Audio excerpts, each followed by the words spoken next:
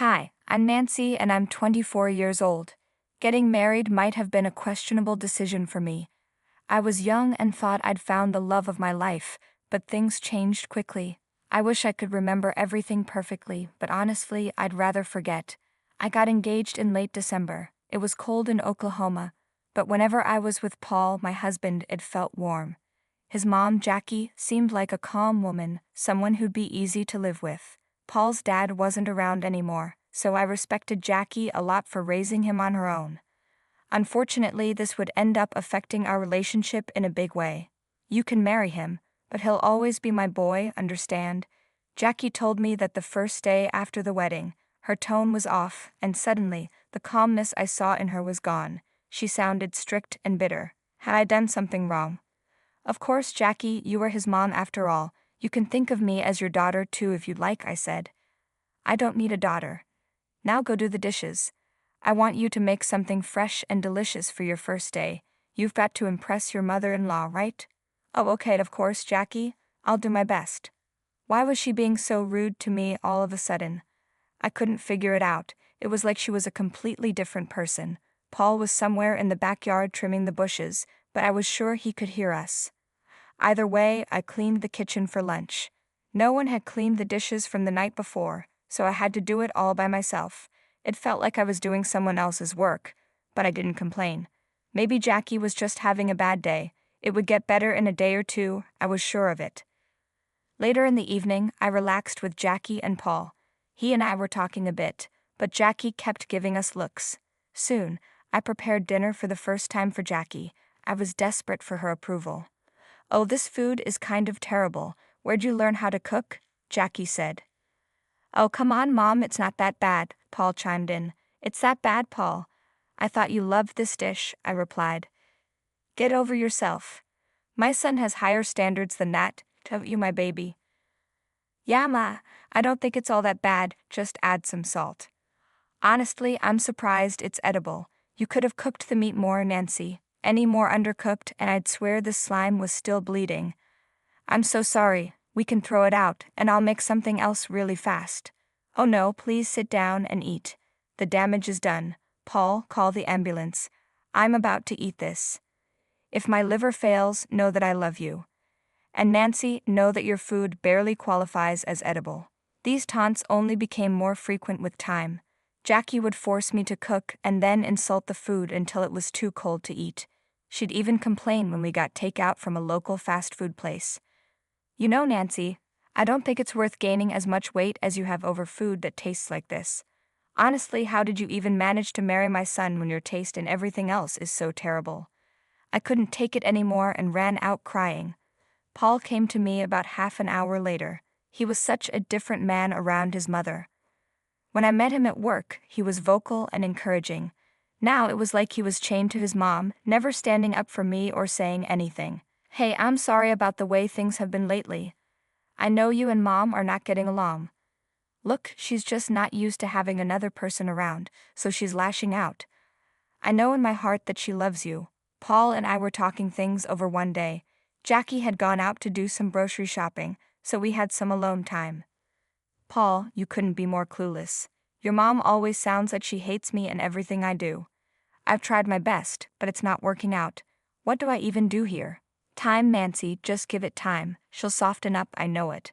You're the one who's gone soft. You never say anything to her. You never take a stand for me.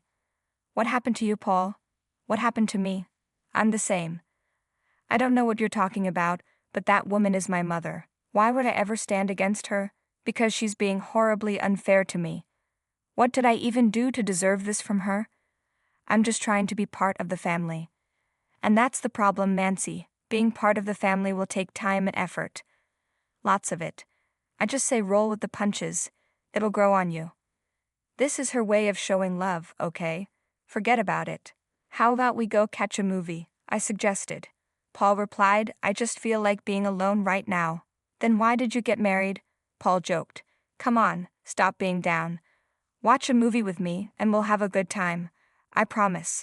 I finally agreed, even though I was unhappy with how things had been lately. I hoped the movie theater would give us some time alone, away from Jackie. We got there before Jackie came home. Once we had our popcorn and settled in our seats, Paul's phone rang. Hello, Mom. Yes, we went to watch a movie. I left a note on the fridge. Didn't you see it? What do you want to talk about now? Okay, hold on. What happened? I'm so sorry. I think I need to talk to her for a minute. I'll step out and be back in just 5 minutes, okay? Paul got up and left the theater. He said he'd be right back, but he stayed gone the entire movie. He only came back when the credits were rolling.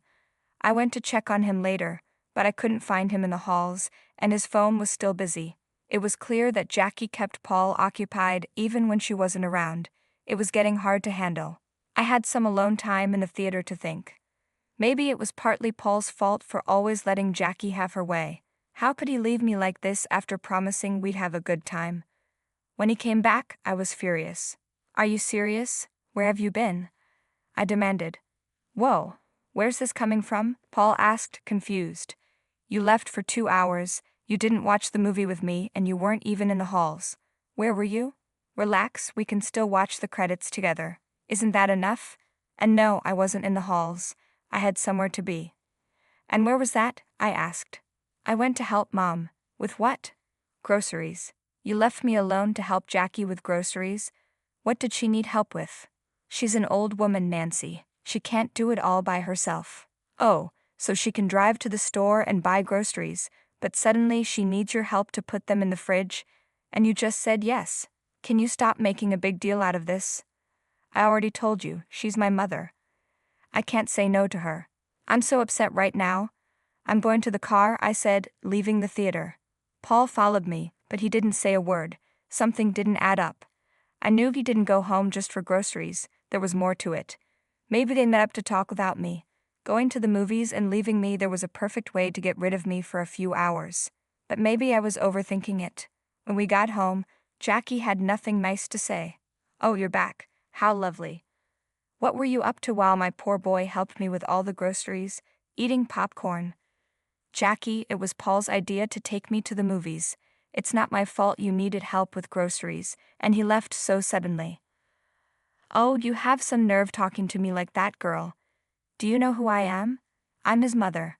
He'll do whatever I want, won't you, boy? Mom, can we stop talking about this already? I'm tired and want to sleep. I'd be tired too if I was married to her. Go take your nap and I'll make dinner.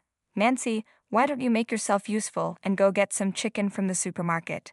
I forgot to get it today. Fine, I agreed even though I didn't want to go. But I wanted to get away from her at any cost. I got in the car and started driving away. I didn't know if I could tell my parents how things were going at home. I decided to drive to my brother's place instead. He lived just a few miles away, and he's always had my back. Having a sibling who understands you is such a blessing. Acis, how's it going? What brings you here so suddenly? Rob asked. You have no idea, Rob. Things are really bad for me right now, I replied. Wait, what? I thought you really liked him. What happened? It's like he's a different person around his mother. They both keep bothering me, and she says awful things all the time. I don't know if I can handle it. Sometimes I don't even feel like eating because of the horrible things she says about my body. What? She said that. Tell me everything right now, Rob demanded. So I told him about the hurtful comments, the constant mocking, and the mean things Jackie said. Rob was furious, not just with Jackie, but also with Paul for not standing up for me. He had believed it would be good to me when we got married, but now his trust was broken, just like mine. We need to have some kind of intervention, Rob suggested. Don't do anything extreme, but don't suffer in silence either.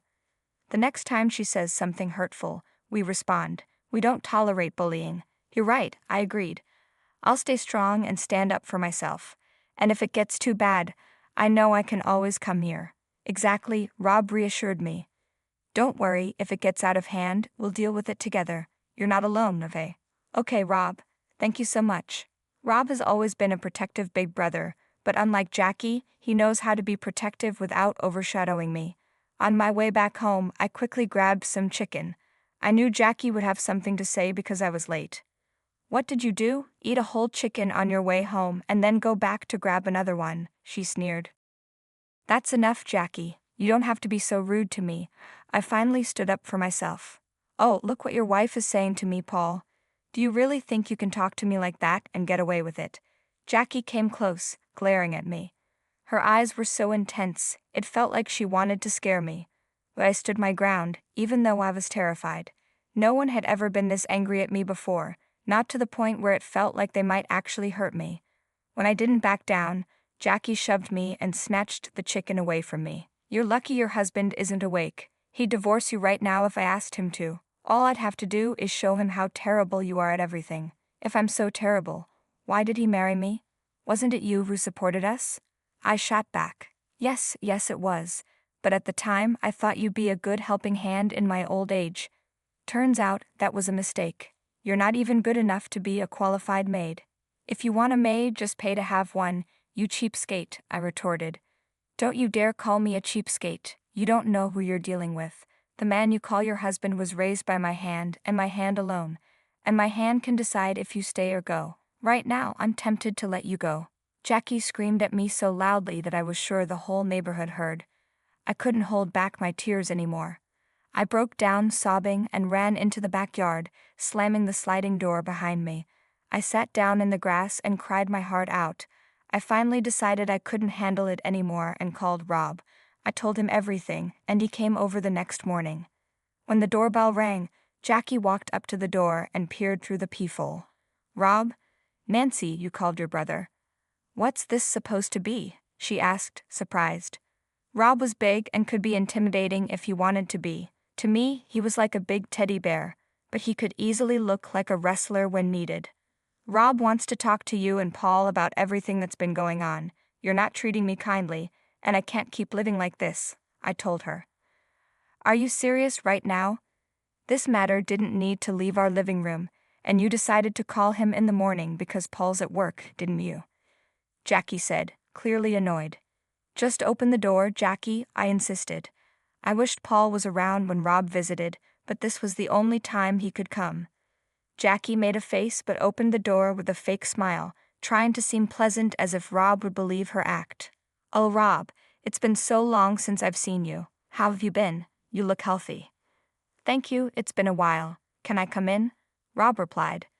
Of course. Please come in. Nancy, get some water for your big brother, Jackie said, still pretending. It's okay, I just had some in my car, Rob said as he walked in. His presence quickly filled the room. He moved around, inspecting the house, and then settled on the couch in front of Jackie. I sat down next to him. So what brings you here? Just a visit? Jackie asked. No, actually I wanted to check up on Nancy. She mentioned some trouble, Rob responded. Oh, what trouble? I think we've been getting along splendidly, haven't we, Nancy? Why don't you tell him? She's already told me enough, Rob cut in. Let's get to the point. You've been having some, let's say, adjustment issues with my sister. I understand there have been constant fights. Oh, I wouldn't call them fights, just banter. It happens between mothers and daughters. My mother-in-law and I exchanged quite a few words back in the day, too. Sadly, she passed away before Paul was born. I'm sorry to hear that, but this banter needs to stop. Nancy isn't fond of it. Marriage should be about mutual respect, even from the rest of the family. Right, Nancy? Rob said. Yes, I think it's time to settle this and make peace, Jackie. And what dispute would that be? Why have you changed? Why do you hate me so much all of a sudden? Did I do something to upset you? Oh my God, do we have to do this in front of your brother?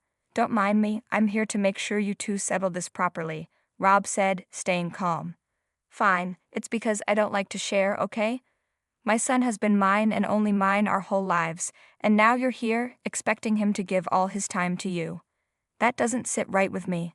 He's my husband, and he doesn't give his time to me, he gives it to you, which is exactly how it shouldn't be, I replied, frustrated. I don't believe this. This is so childish of you. I added, raising my voice. Don't you dare yell at me and call me a child, Jackie shot back. Okay, relax, both of you, Rob intervened. Yelling won't solve anything. What will fix this, Rob? Do you have any bright ideas? Jackie asked, her tone suddenly shifting, which made me uneasy. Look, I can see there's a problem. I think the only way to solve this is for you two to spend some time alone together, trying to understand each other. Maybe a change of pace, do something fun together instead of just handling the house and work, Rob suggested. What are you suggesting? Jackie asked, curious. Take a trip. I think a little family vacation would be a wonderful idea. The weather here is a bit annoying right now anyway. Wouldn't you like an exotic trip, Jackie? Rob offered. Oh, I most certainly would, but what makes you think we can afford one after the wedding? Jackie replied. Don't worry about that. I have a friend who runs a travel company. I can take care of most of the expenses. Consider it a gift from Nancy's brother, Rob said reassuringly. Are you serious right now? Where would we even go? Jackie asked, surprised. How does France sound? Rob suggested. Oh my God, France sounds lovely. Rob, you don't have to do this. It'll be so expensive for you guys, I said, feeling a bit guilty. Come on, Nancy, it's a gift. You have to appreciate it, Rob insisted. But there's a condition, Rob added. Jackie, you too, Nancy. The two of you have to try to get along with each other. We'll do our best, won't we, Nancy? Jackie said, her eyes suddenly full of promise. I'd never seen her this excited before, not even at the wedding. I didn't fully trust her, but I did deserve a break from everything. France sounded lovely this time of year, so I agreed. That evening when Paul came home, we broke the news to him. He was ecstatic and dropped his work bag to celebrate with us. Finally, it felt like the three of us were getting along. I was skeptical at first, but maybe Rob's idea was working. Paul managed to get a few days off from work the next week, and we started packing for the trip. Hey, do you remember the cute bags we got for our little trip to Florida? The ones that look alike? Paul asked. Yes, do you think we should take them with us? I replied. Of course. I love those bags, they remind me of that trip, Paul said, smiling. Jackie seemed a bit detached from us. She often called someone and talked to them for hours. I thought she might be realizing her mistakes and giving us some space, but she still made some odd comments about Paul not giving her enough time. She didn't talk to me much, but one time I overheard her and Paul arguing in her room. The door was closed, so I couldn't hear much. Mom, she's my wife. I have to give her at least a little time. I thought you were okay now. What's wrong? Paul said. I'm not okay. I want to be, but I'm not. I still can't get myself to like her, Jackie admitted. What do you want me to do? Paul asked, frustrated. I need to have more time with you. You were like this when I had you, but that's why we're taking the trip, so you get to like each other. And I'm always going to be around, aren't I? Paul said, trying to reason with her. All of you are living in fantasies.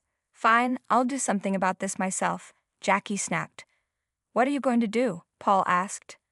Look, here's the plan and I need you to go along with it, Jackie whispered. I couldn't hear the rest, but I knew they had some plan. I was concerned but didn't do much about it. I hoped everything would work out fine if I just paid attention to what they were doing. We packed our bags.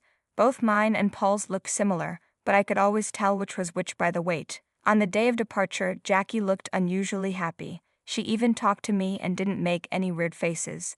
I found it intriguing, but guessed it was because we were finally going on the trip. At the airport, we had to go through customs. We put our bags on the conveyor belt to be scanned.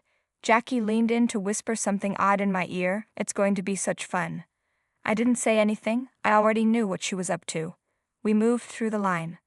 My bags were inspected, and everything was fine, so I was allowed to go through customs. When I turned around, I saw Jackie's face filled with confusion. What was she scheming? Then it hit me. Paul hadn't come out yet.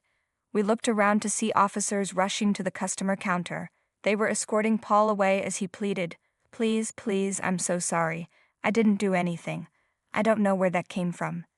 Jackie rushed to his aid, but the officers held her back. Please stay back, ma'am. We found something illegal with this person. We need to take him to interrogation. He's my son. Please, he didn't do anything wrong. Jackie cried, but her pleas were in vain. Jackie had a breakdown right there in public, but I didn't move an inch.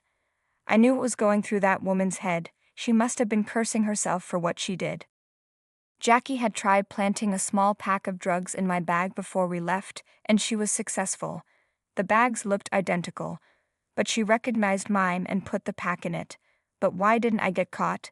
It's because I removed it from my bag and put it in Paul's instead.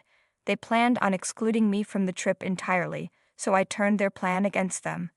I had the biggest smile on my face when Jackie looked back at me through her tears. She deserved what she got. I took my vacation to France and divorced Paul once I got back. I was hoping to make things work, but this was a clear sign that they never would. I stood my ground just like my brother had told me to. It was the justice I deserved.